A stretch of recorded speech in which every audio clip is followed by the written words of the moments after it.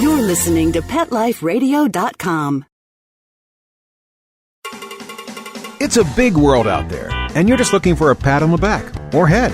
You run around the city, searching for a place to bark, working your tail off with your nose to the ground, sniffing for a few scraps, hoping someone will throw you a bone. You take each lead, collar after collar, hoping one day to take a bite out of success and become the top dog. Fortunately, you come home each day to open arms, open cans, a drink waiting for you, and a comfortable place in front of the TV set. You know you've got it good, really good, because after all, it's a doggy dog world out there. Pet Life Radio presents It's a Doggy Dog World with your host, pet expert and award-winning author Liz Palaika, and this week's co-hosts Kate Abbott and Petra Burke. Hi, welcome to It's a Doggy Dog World. I'm your host, Liz Palaika, with my friends Petra Burke. Hello. And Kate Abbott. How do? And today we're going to talk a little bit about adaptive devices for your dog, and two interesting words for when your dog needs more help. Yeah. My Bashir is going to be 11 in a few months, which I just can't wrap my mind around. He's not allowed to be 11. He's not allowed to grow older, but he is, and he's got some arthritis in one shoulder. And I've noticed recently that when he's jumping off my bed, he's allowed up on the bed. I invite him up when I go to bed in the evening, and he stays for a little while, but then he gets hot and he wants to jump down. He's hesitating before he jumps down, and I think because my bed is tall, it hurts his shoulder. The compression when he lands. When he jumps down. So I've been thinking about a ramp off my bed. I know they make stairs, but I don't think that would be better for him in particular, because I think he would just jump over the steps. I got Logan. Logan is Bashir's brother, who I have. Right. Actually, the stairs that I got from you, Kate, I actually use them, and he doesn't use all three because they're too close, but he'll use one to get like halfway up, make it easier, and then he'll use the one to get down. Right. So I got him to, because he did do the same thing, jump over to avoid it. Right. Took a little work and training, but he'll at least use one step to get up and down a little easier. But what I want to do, whether it be stairs or a ramp, is make it a little easier for him. I'd like him to continue coming up on my bed when I go to bed, because it's a nice snuggle time. Exactly. But I'd like him to be able to get back down without hurting himself. And we've all noticed that there are times when our dogs need a little more help. Kate, your Walter's losing his vision. And Petra, you went through that with Kona. He lost his. Well, and both the rest, both my Rotties one had bone cancer, one had spondylosis, and getting up on the bed was hard for them. Right.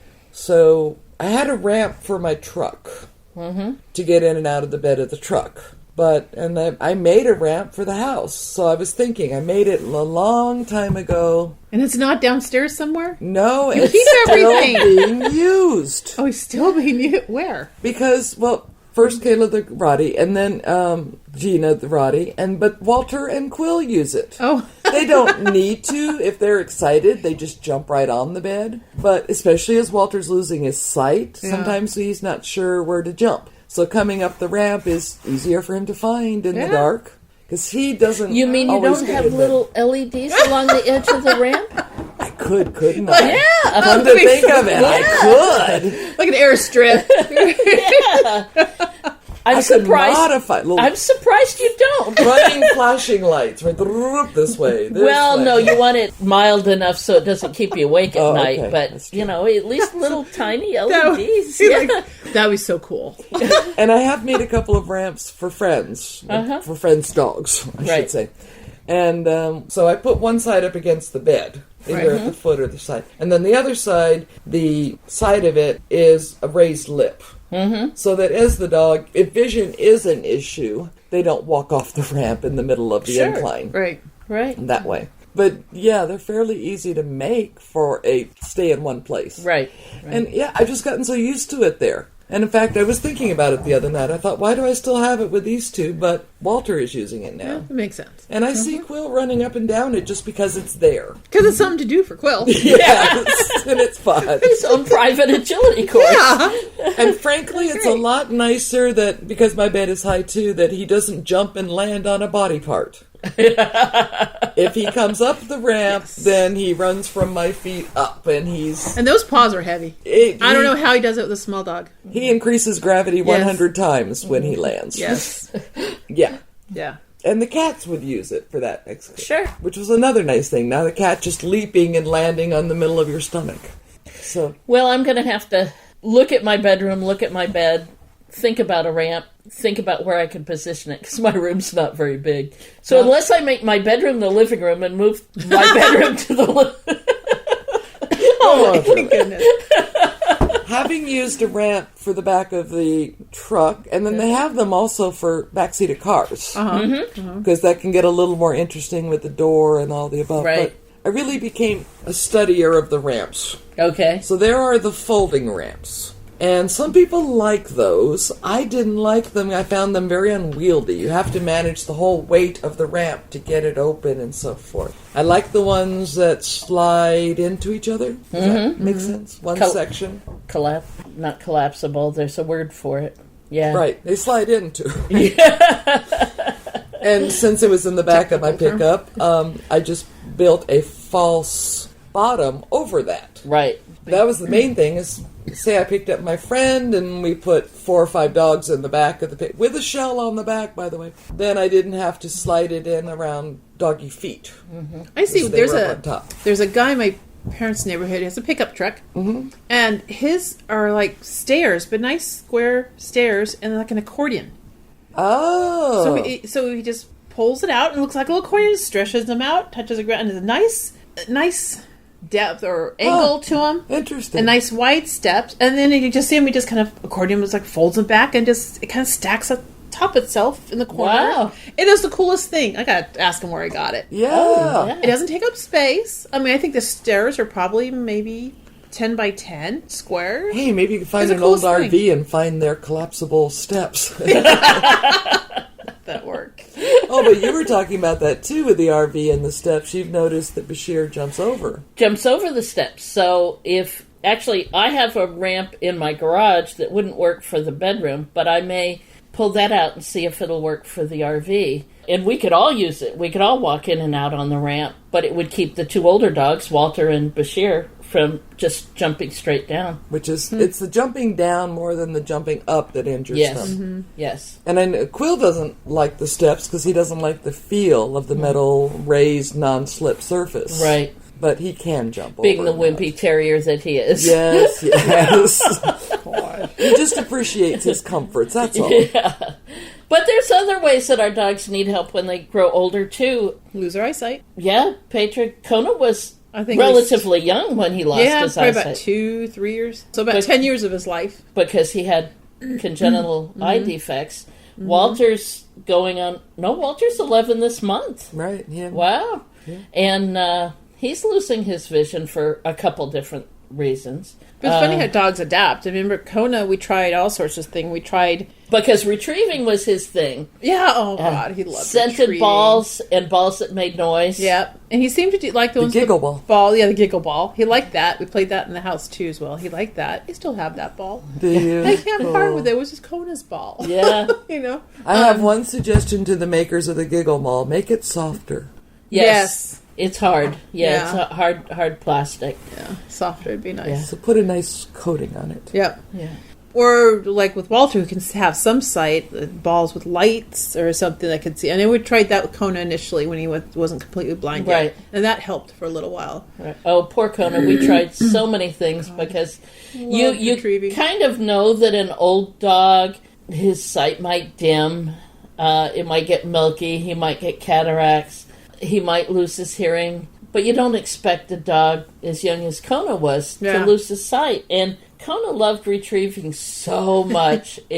He was a ball crazy boy. And the idea of him going blind and not being able to play with a ball was just heartbreaking. It was. We tried everything.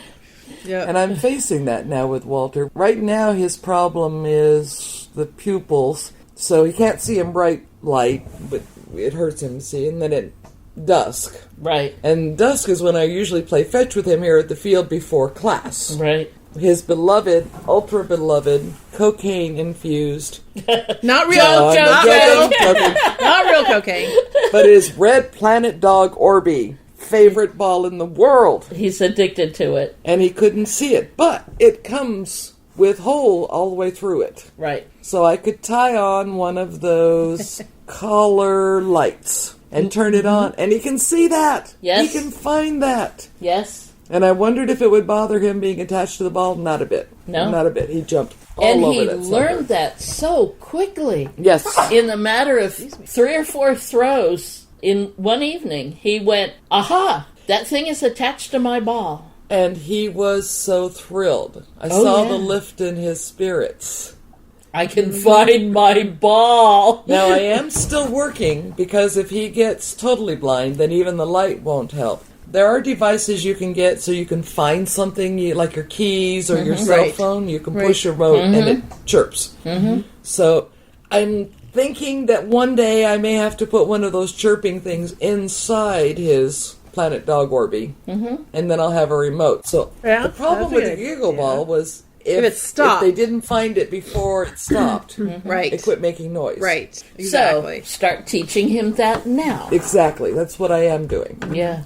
Doing that. And then I've got to find some device that... Most of those devices are only 10 feet away, which frankly is not much of a fetch for Walter. But It's not very much for finding keys either. Yeah, I know. But I mean, even with Kona, we were playing fetch. I was maybe, a foot away or so. I kept it close so he could either hear it or smell it. Yeah. And then he just looks so excited. Yeah, and even Which if is it another was, nice thing about the Planet Dogs is they smell like peppermint when they're brand new. Yeah. Right. Nice. dogs And were we did that soft too. odor. We did that too. We get new Planet Dog balls and keep rotating them. Yeah. Oh, and talk about adaptive, too, for a dog that's blind, putting runners down hallways Oh, or right. along their usual paths. And if you rearrange furniture, show it to him, walk him to it, let him see where it is. Poor Kona ran into so many things. But then he learned how to echolocate. Yeah, I was going to say, he had his own He adaptation. adapted. Yes, Yeah. he did. He did. And it took us a while to figure it out, though, because he'd do it here at the yard, and we have a pergola out in our big training field, and the base of the pergola has concrete block supports. Yeah. And he would walk around and bark, and he had a funny tone of bark when he barked. he did. It was Bark, different. bark, bark, bark, and then he'd move. And we'd go, wait, Yeah. he's acting like a dolphin. Yeah. And he was never a real barky dog. No.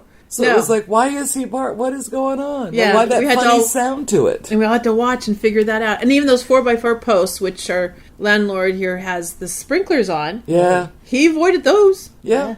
He figured it out. Uh-huh. Smart boy. It was kind of high. It was higher than a normal bark from Yeah. him. Right. Yeah, and then you knew when there was an object in his way, because he would stop, and he'd move over, and he'd do it again. Like, okay, cleared it, and continue on. I mean, that blind dog was running around here in Yeah. the yard. Now, Liz sent me a link to something that I might think about for Walter. Because he's run into things at full bore and hurt himself. 'Cause he Really doesn't- hurt He's himself. not checking like Conan Football did. pads, Yeah. helmet, Yeah. goggles. Yeah. I wrap him in bubble wrap. Well, he gave himself a concussion one time. Yes, Yeah. he did. Take 2 steps to chase his ball and slammed into that brick wall. At full force. Yeah. He's being a little more careful, but still, when he's chasing the ball, his mind is Yeah. not on his own safety. But this thing that I sent you to the link for was a harness, and attached to the harness was a curved portion that went around the dog's head and in front of his nose, so that if he was going to run into something, he would feel the pressure on his shoulders from this it's a rigid, U-shaped. it's a wire that's rigid and plastic covered. Right, but it's rigid, so if he ran into Yeah. something, he'd feel it in his shoulders. Makes a half circle around the front of the head and then goes down through the vest Right. to the shoulders and back. Okay. Okay, Yeah. so it's bumpers. Yeah. It's Yeah. a bumper for him out in Right, front. right. And it looks very well designed, and a lot of the reviews were very, very good. And the backstories: 2 grandmothers who one of their dog had lost their vision, And so they got together and sewed this thing up. Mm-hmm. And they make each one to order. There's for the individual dog. The order sheet is a myriad of measurements. But it's called the Halo. The Halo vest. Right. Very cool. So if you have... I just think it is just spot-on wonderful engineering for a problem. Oh, yeah. Well, we tried to make stuff like that for Kona. We tried a rubber hose. We tried so many things. But, neither one of us are engineers. But, I was thinking about it later. We're collar fixated. Mm-hmm. Right. We're not particularly fond of vests. Or right. when we think of vests, we think of it as the therapy dog vest. Make it as small as possible, use it, and take it off. Right. Whereas they had a little dog who had lots of costumes. And so their idea was to attach it to that. Yeah. Right. Whereas we were trying to attach everything just to a collar. Yeah, exactly. And there was one idea that, and I don't remember if we tried something like it with Kona, but take 100, 500 zip ties, the long ones, and clip them all onto the dog's collar with the free end extending out over the dog's head. So you kind of look like a sunflower. like feelers. Yes. Like whiskers. Yeah. Mm-hmm. Yeah, we did something like that, but using those flexible metal tubing. Yeah. But he figured out echolocating. His echolocating was better. Perfect. Yeah. Right. He couldn't design anything He figured it out on his own. Right. Now, I can't see Walter doing that. Not that he's not smart enough, it's just I don't think he thinks that way. He's like, what? So I think... when he barks, he's rarely thinking. So, I don't know. I can see the Halo vest working better for him. Yes, especially as... Even in the house, I notice when he runs into it. It's when he's trotting happily ahead of me, watching me over his shoulder. And then thunk. And then thunk into something. Yeah. So bumpers would... Yeah, it'd probably work for him. Yeah. Then other adaptations, you were talking about the belly strap for your Rottweiler. Yes, and when she had some spinal issues with her spondylosis and couldn't get up. Now, for a quick and dirty, putting something like a beach towel under the haunches and then using that to lift. Mm-hmm.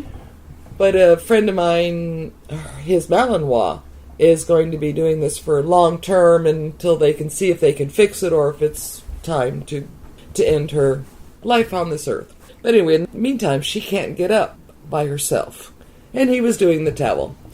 But of course, I went into my boxes of tricks of things that I have gotten over the years. That's underneath your house. Yes. Yeah. That's special storage. It's like, this is a wonderful thing. So it's fleece lined or fuzzy fabric lined, and then on the outside canvas with straps. So you can adjust the straps so it fits snug around the puppy dog's haunches, hips area, and then clip it and leave it on. But then it has longer handles. And I had first heard of it by someone adapting a log carrier. Yeah. One of those canvas log. They had adapted it to use that. That way the dog is already wearing it. Mm-hmm. You don't have to, when they're already uncomfortable and painful, get something underneath them to help them get up. Mm-hmm. They walk around comfortably with this thing on, and if they can't get up, you can just grab the handles and help them up. Hopefully this will be a short-term need for this girl, but anyway, I gave it to my friend. There's a lot of dogs as they get older might have some back issues or some hip issues, or as they're getting very old, they lose their muscles, the strength. And depending on the size of the owner, my friend he has lost a little bit of weight, Labrador. Not quite a Flabrador anymore, but he's still a big boy. And his owner is not a very big lady. And so just getting him into the back seat. The front half of the dog is willing. He doesn't have the strength anymore to get his back in. So she has to have somebody help her get him in. Wherein she tried this idea, and it was just enough to get him in the back seat. Well, I bet if she combined it, if she used that and a ramp. Yeah. She's got one of those expensive cars, though, that the back seat is hard to get a ramp into securely. Oh. She can put it on the lip of the back floor, but not up on the seat, and still have enough room for the lab to maneuver. So car manufacturers and ramp makers, there's something for you to work on. Talk together. Talk to each other. Yeah. So hold on. Listen to our sponsors for just a second. We'll be right back. Sit. Stay. It's a Doggy Dog World. We'll be right back after a short pause. Well, 4 to be exact.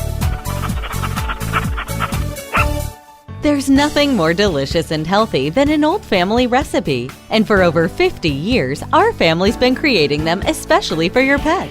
Nutrisource Super Premium Pet Foods. Dog and cat food that's all natural, holistic, and organic. Nutrisource Pet Foods contain our patented Good for Life system for your pet's optimum health and well-being. So order now. Safe quality food made by our family for your furry family members. Go to NutrisourcePetFoods.com. From our family to yours, KLN Family Brands. It's DesignerPetSweaters.com. Hand-knitted designer sweaters for your precious pup or cool cat. Beautiful couture patterns for your pets, including custom-knitted formal wear, casual wear, yachting, and even sports-themed. Many designer pet sweaters include feathered tammy hats, top hats, and a lot of sparkle. Each sweater includes leg loops, front paw sleeves, and leash opening. Visit DesignerPetSweaters.com to order your four-legged fashions today. Your pets will stay warm for the winter and be runway ready. Large or small, we fit them all. DesignerPetSweaters.com. Hi, I'm Dana Humphrey, also known as the Pet Lady. I travel from coast to coast to pet trade shows and consumer events to scout out what the hottest, hippest, and most unique pet products are on the planet, bringing you tips and tricks from top veterinarians, groomers, trainers on how to safely travel and live happily with your pets. The Pet Lady will be in a city near you, showing off the latest and greatest tech pet gadgets, cozy comforts, and fab gift ideas for man's and woman's best friend. You can learn more at thepetlady.net or connect socially and tweet with me at PetLadyWorld. This year, Americans are expected to spend a jaw-dropping $36 billion on their pets. From lighted leashes to high-end spa products, the discriminating pet owner can find just about anything to pamper his or her pet. Hi, this is Michelle Fern. Join me every week for Best Bets for Pets, where we'll talk about the latest pet products and talk to the companies that make them. Best Bets for Pets, every week, only on PetLifeRadio.com. Let's talk pets. Let's talk pets On Pet Life Radio. Pet Life Radio. PetLifeRadio.com. We know you're begging for more. So back to It's a Doggy Dog World with your fetching hosts, Liz Palaika, and this week's co-hosts, Kate Abbott and Petra Burke. Welcome back to It's a Doggy Dog World. I'm Liz. With me today are Petra and Kate, talking about dogs with bad backs or bad hips. Then there's the wheelchairs for dogs. Oh. My Riker, who's been gone a couple years now. Can you believe it's been a couple years? Yeah, because well, this March actually will be 3 years. Yeah, because Kona will be 3 too. Oh, I can't believe that. Anyway, Riker was diagnosed with severe hip dysplasia early in his life, but he coped with it very well for a long time. The vet's exact words were, "This dog should not be able to walk." As he danced into the clinic. Right. He was my front wheel drive. Anyway, about midlife, I decided that I would be a good proactive owner, and I spent several $100s, and I bought a doggy wheelchair. Mm-hmm. It had the wheels in the back, nice, soft, padded straps and to hold him and everything, and I figured I would be proactive and introduce him to it before he really needed it. Because he knew how to pull a wagon. He had a little two-wheel cart that he loved to pull. Right. And he and his brother Kona would pull a wagon. We'd go to dog shows. I'd sell some of my books. They'd pull a wagon in loaded with books. Kona losing his sight, Riker with hip dysplasia. But you know what? They worked together awesome. They did. Put him in harness and they could pull. Yep. Anyway, trying to be a good owner, I got this cart. And I figured, okay, he loved to come to the training yard, and he loved food. So I would introduce this to him at the training yard with some really, really good treats. Yeah, well, I didn't talk to Riker about it. He hated it. He'd throw himself over backwards. He hated it so much. So I enlisted friends. I asked them to walk into the training yard, give him treats, tell him what a handsome, awesome, wonderful boy he was. It didn't matter. Nope. Well, he had adapted himself. He had that rabbit bunny hop gait. Yep. Yeah. And he had the front end was all muscles. And the hip dysplasia didn't end up being what caused him to pass away. He never lost his back end. Till the day he died, he was able to get up, even if he used his back legs together as one. I donated the wheelchair to somebody else whose dog needed it. And other dogs have used them very successfully. You tell about the There's video? a video on Facebook going around that I just recently saw that made me laugh and almost cry. This woman was walking on, looked like a truck path on a farm with wheat fields or something to either side of her.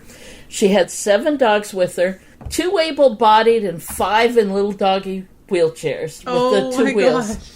Little dogs, big dogs, medium-sized dogs. She was throwing a stick, and all of those dogs went chasing the stick, and all of them came back to her. The dogs with the wheels, the wheel dogs, were great. They knew how to maneuver it. They weren't colliding with each other. They weren't getting stuck. And everybody was happy, just running back and forth. And I was thinking, that's what I wanted for Riker. Right. That wasn't his choice. Yeah. But I tried.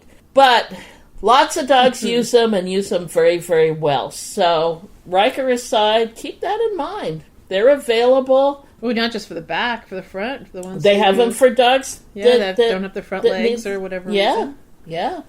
I saw one recently, again on social media, of a Chihuahua that had 2 deformed front legs. Yeah, saw that. And they had a little chest harness and 2 little bitty wheels. Looked like they came off a kid's doll carriage or something. And boy, she scooted herself all over the place. Yeah, it's perfect. So. Sometimes there's that decision when, are they in pain? Are they able to adapt? And can we help them adapt? Right. And then sometimes with Riker, he says, hell no, I am going to do this my way. Right.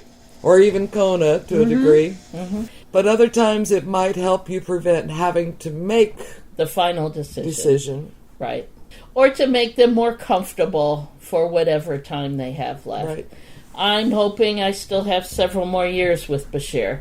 And if I can use a ramp to make him continue doing the things he's doing and take some pressure off his arthritic shoulder, I'll figure out a ramp. There's just a lot of stuff out there, depending what the needs are of your dog. Just really just search the internet. Google it. It's just incredible. There's a lot of things out there. People with good engineering skills, people with good imaginations. There's a lot available. Well, and how many times have we had deaf dogs come through class? Yeah, a lot. In fact, I just had somebody contact me with another deaf dog, a little Staffordshire Terrier.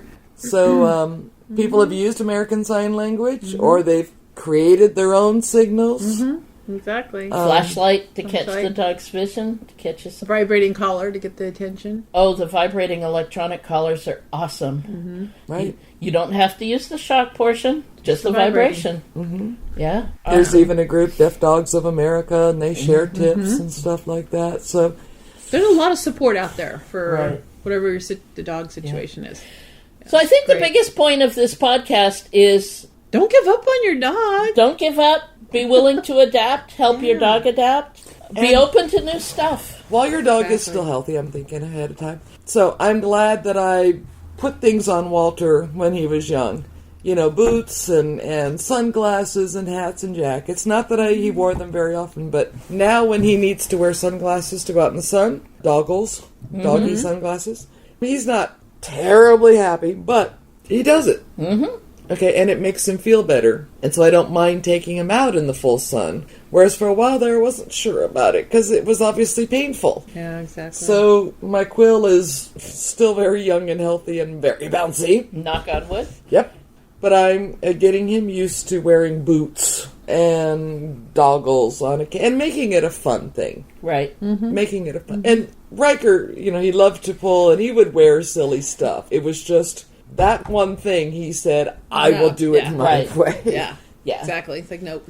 And you know what? I had to respect that. I tried several different times in different situations in different ways in reintroducing that to him. If you hadn't exposed him to other stuff in the past that he willingly did, you know, dressing up and wearing feather boas and dog shoes. And pulling his cart and wagon. Then you would have thought just that was a new experience that he couldn't accept. Right. This was really his decision. I think this was more a matter of his doggy pride. Yeah. I can do this. And you know what? He was doing it. Actually, he reminds me of a friend of ours that's a paraplegic, and he will not use the seatbelt in his wheelchair because he wants to keep working his balance muscles as long as possible. Sure. Yeah. Should he use it, it would be safer. Yeah. But there's some pride. Yes. And there's some keeping himself moving. And frankly, that's kind of what Riker reminded me. Yeah. Riker's hips were so bad that he probably was born with dysplasia. But he didn't cry either. He never cried. He never and did. Because he knew no other way. Yeah. That's just the way it was. And he was, he was solid. So, he had so many other muscles that adapted that he was able to go through life with Even struggling to stand up, you would not hear him whimper. No.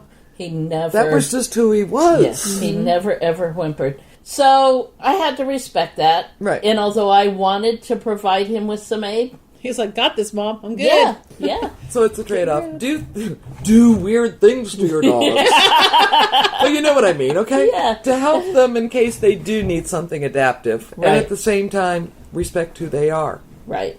For what they will accept. I'm quite sure that if I put a ramp up to my bed so Bashir doesn't have to jump down, I think he'll accept that.